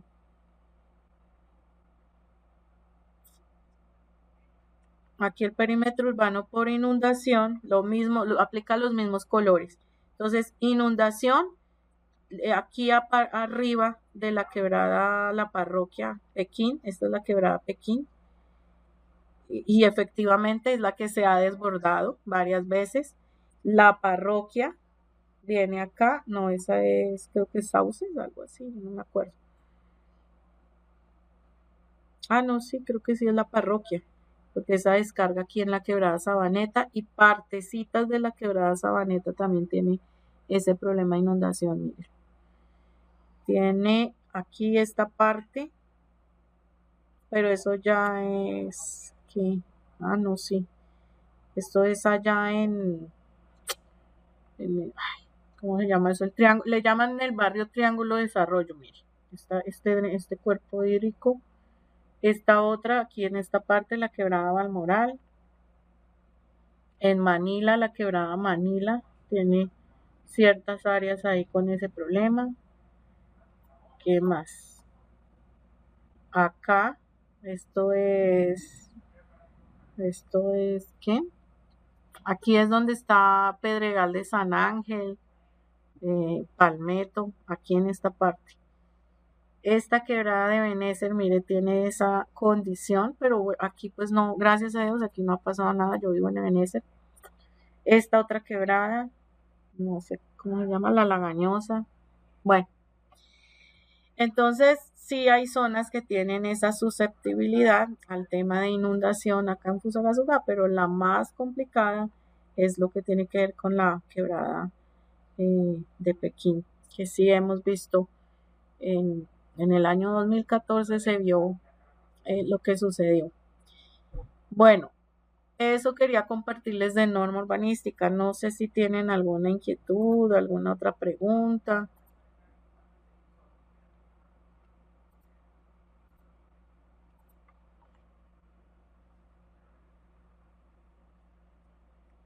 Se me durmieron. Claudia Patricia. No, creo que hay alguna ficha técnica que maneje, digamos, ¿cómo le digo yo? Lo del precio del costo de metro cuadrado, digamos, por ejemplo, en Quebrajacho, cuánto vale, o en el sector de La Pampa, el metro cuadrado, No, no, señora. o... No hay Ok. fichas técnicas. Hay algo que se llama el geovisor de Fusagasugá. Vamos a mirarlo. Pero esos valores, ese mapa fue hecho ya hace unos años en la vigencia anterior. O sea que en este momento pues eso ya debió haber cambiado. Y sí existe un referente, pero es solo en suelo urbano, no hay en suelo rural. Entonces vamos a ver si está activas las capas. Este es el geovisor de Fusagasugá. Aquí nosotros podemos prender las capitas. Las capitas. Si era por acá.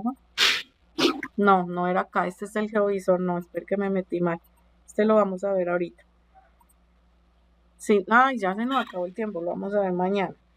Observatorio Inmobiliario de Fusagasugá.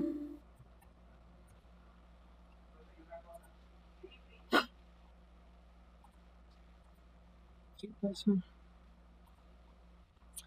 Entonces vamos a ver si está activo también porque pues esto es autoridad de catastro y esto pues aquí no dice el año de elaboración, pero sí fue hecho en la administración anterior, pero pues mira, es una falla que no publiquen la fecha en que capturaron la información, ¿sí? Pero pues yo sé que sí fue en la administración anterior, ya hace unos años, como 2 o 3 años que hicieron esto. Entonces aquí nosotros venimos a barrios y aquí primero encendemos capas. Entonces ofertas de barrio no, manzanas no, barrios, valores metro cuadrado. Encendemos esta capa que se llama barrios B, valores por metro cuadrado. Y entonces aquí podemos ver que Catastro sí hizo una zonificación, pero solo en suelo urbano, de valores por metro cuadrado, pero tampoco dicen si es de solo terreno o es integral terreno y construcción. Yo asumo que es integral, ¿sí? Porque yo estaba analizando los valores. Entonces aquí está igual, usted mira el color acá y viene y lo busca acá, en la ley, en la convención. Por ejemplo, Ebenezer, miremos Ebenezer. Entonces Ebenezer está aquí, tiene este azulito como turquesa, como aguamarina es este. Dice que el valor por metro cuadrado está entre 2,5 millones y 3 millones de pesos. ¿Sí? Pero entonces, pues es un referente, pero ya está desactualizado y no tiene fecha de la fuente de elaboración y no se sabe si esos valores son terreno o integral. Yo lo que les digo, lo que yo he podido revisar, en mi criterio creo que es integral. O sea, el valor del terreno más la construcción está ahí por metro cuadrado. Y es lo único que existe aquí en Fusa.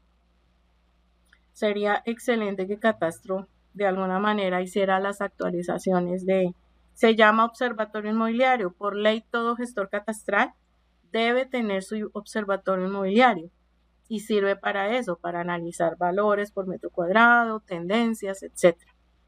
Pero en este momento pues Fusa tiene este nomás. ¿Listo? Liliana. Bueno, profe, gracias. Bueno, profe, yo tengo un lote porque tiene 1.200 metros cuadrados. Entonces el dueño del lote dice, no, pues yo me la voy a vender, que ahí yo ya tenía aprobado, pero hace muchos años, hace como unos 10 años, hasta 30 y pico apartamentos y 5 pisos. Bueno, ¿cómo hace uno? O sea, tú decías que hasta cuántos pisos según el terreno, pero ¿cuántos apartamentos? Porque es diferente 5 pisos y 5 apartamentos a 5 pisos, pero horizontalmente que quepan muchos, mejor dicho, no sé cómo explicarlo. ¿Cómo sabe uno cuántos apartamentos podría construir en un terreno?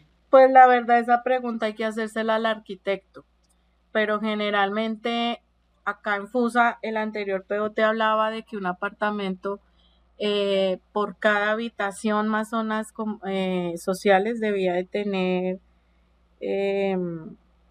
¿cómo era? 54 metros, sí, 54 metros para 2 habitaciones, ¿sí? Entonces con ese estándar uno empieza a hacer cálculos. Entonces dice uno, bueno, si caben 4 apartamentos en un área construida, tengo que dejarle tanto porcentaje de áreas de circulación. Entonces ahí el arquitecto empieza a hacer su análisis de cuántos apartamentos le caben, pero eso es un análisis, si uno maneja la norma, uno lo puede hacer. De hecho, yo lo hago cuando hago avalúos. Hay un método que se llama técnica residual, donde yo tengo que hacer una simulación urbanística para poder hallar el valor del metro cuadrado. Y ese método aplica cuando yo no tengo ofertas referentes para yo comparar el inmueble que estoy evaluando, ¿sí? Entonces acudo a ese método y tengo que hacer toda una simulación urbanística y yo tengo que definir cuántas unidades le pueden caber a ese edificio que estoy simulando en ese predio para hallar el valor del metro cuadrado. Pero es un ejercicio, eso es un ejercicio matemático que se hace, ¿sí? ¿Qué más les puedo yo contar? Tenemos 10 minutos. Bueno, vamos a mirar el tema de los conceptos de uso del suelo y concepto de norma urbanística. A mí me ha sucedido que me piden revisar el uso del suelo o sobre todo la norma urbanística de un predio y he quedado en duda porque el bote en los planos genera y a veces genero temas que yo no puedo resolver porque pues yo no soy la que estoy en planeación interpretando la norma. Solamente planeación es quien puede interpretar la norma o complementarla, ¿sí? Entonces me ha tocado decirle a la gente, no, definitivamente saque el concepto de norma urbanística porque aquí, y sí me pasó, me hice un avalúo y me tocó explicarle al cliente, mire los planos como están, mire, me está dando este vacío, no sé si es esto, no sé si es esto. Entonces, ¿qué hago? No, vaya a curaduría y saque un uso del suelo por lo menos. Entonces, cuando nosotros tenemos esas dudas, hay que acudir a curaduría urbana, a alguna de las dos, y pedir el concepto de uso del suelo. Entonces, para pedirlo hay que diligenciar un formulario que ellos lo tienen en la página web. Hay que llevar copia del certificado de libertad vigente, copia del documento de identidad del solicitante y un poder o autorización debidamente otorgado cuando sea por terceros. Si hay antecedentes de licencias, hay que llevar las licencias. Y el concepto de uso del suelo vale 93.532 pesos, valía el año pasado, porque este año no han publicado la tarifa. A esto hay que sumarle el aumento del IPC.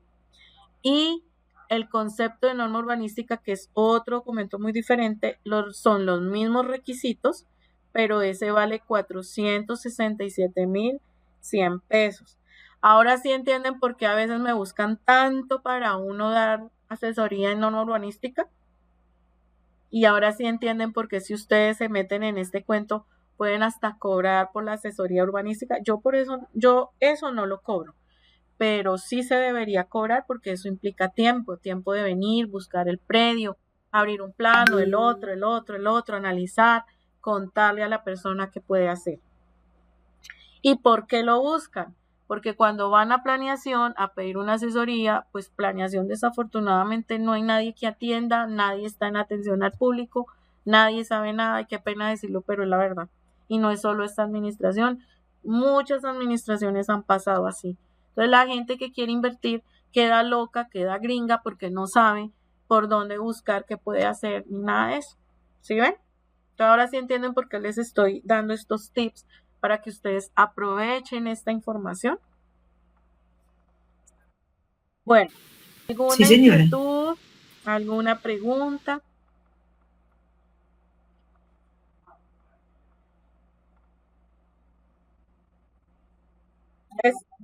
No, señora, nos toca revisar El mucho POT. el POT Sí, para señora. Eso es lo que les iba a decir.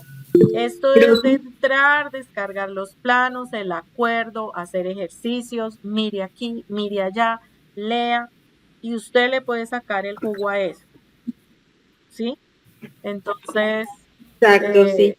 pues en la oficina con mi socia este año sí ya tomamos la decisión de cobrar por esas asesorías de norma urbanística. Y generamos un documento, copiamos y pegamos la norma y le sacamos un plano. Es no oficial porque nosotros no somos entidad oficial. Eso se le aclara a la persona, pero la persona queda con luces para saber pues cómo hace su negocio. ¿Sí? Y eso es importante. Alzaron la mano y la bajaron. ¿Tienen dudas? ¿Preguntas? Sí. No, yo quería hacer un aporte, la verdad, no, este tema está muy interesante, no lo había pensado, o sea, siempre había escuchado el POT, pero yo no le había parado muchas bolas, la verdad, pero sé que es indispensable y es una oportunidad, porque ahora estamos en el nuevo, en este nuevo POT, y lo que me doy cuenta es que hay lugares donde antes podía el lote o el lugar o el predio valer cierto precio, y las personas ni siquiera saben que ahora cuesta muchísimo más porque está en un territorio donde se valorizó su metro cuadrado.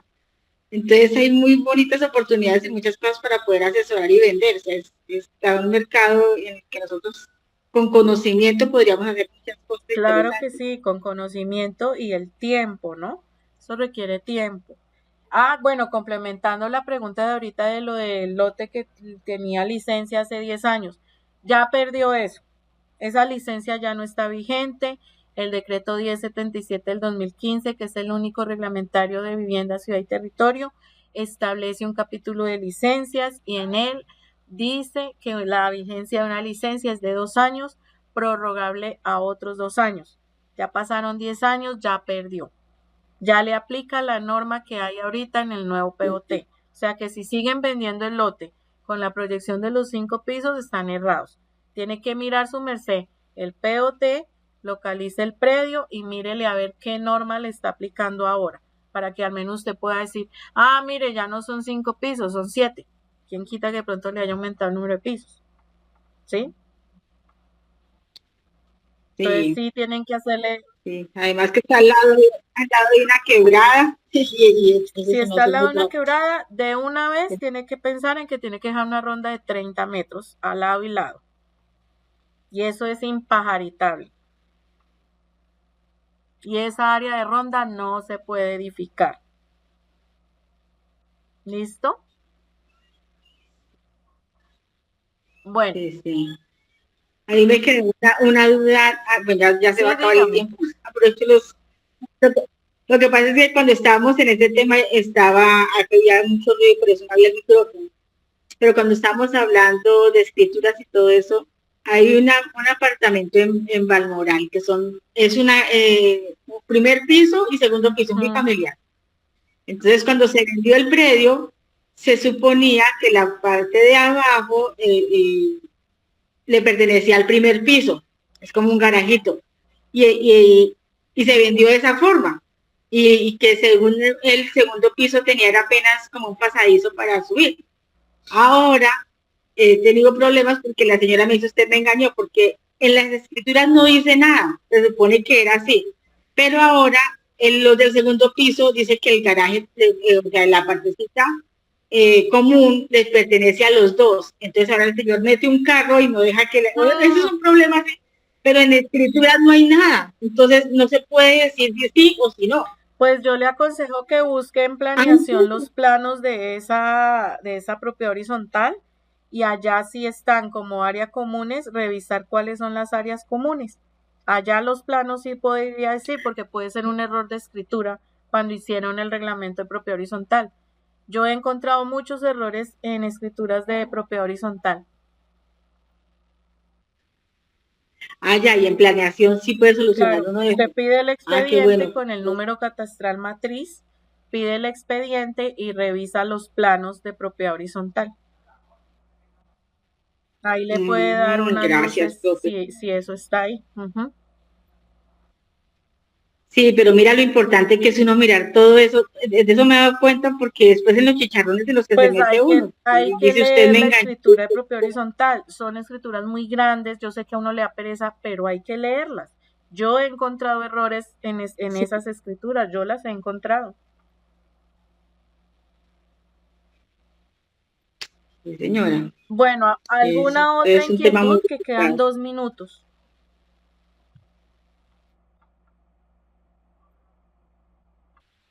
Claudia. Profe, es que siempre tuve la inquietud, siempre tengo la inquietud porque es que en alguna oportunidad cuando hice los papeles del salón de belleza me pedían el estudio de suelos para el salón y yo decía, pero ¿por qué? Luego, ¿qué pasa? No entendía el por qué. Entonces ahí. Es por eso. Es para las zonas, sí, exacta para Los el salones trabajo de belleza generalmente si son del barrio, barriales, los permiten hacer en casi todo lado los salones de belleza. Si ya son más grandes como los del centro, ahí sí ya tienen de pronto otro tipo de ubicación. Pero si es salón de belleza pequeño, de tipo barrial, en casi todo lado los dejan poner. Sin embargo, hay que revisar el POT. Le queda de tarea. Señora. Bueno, yo creo que ya nos va a agotar el tiempo, entonces por favor recuerden firmar la asistencia, nos vemos mañana.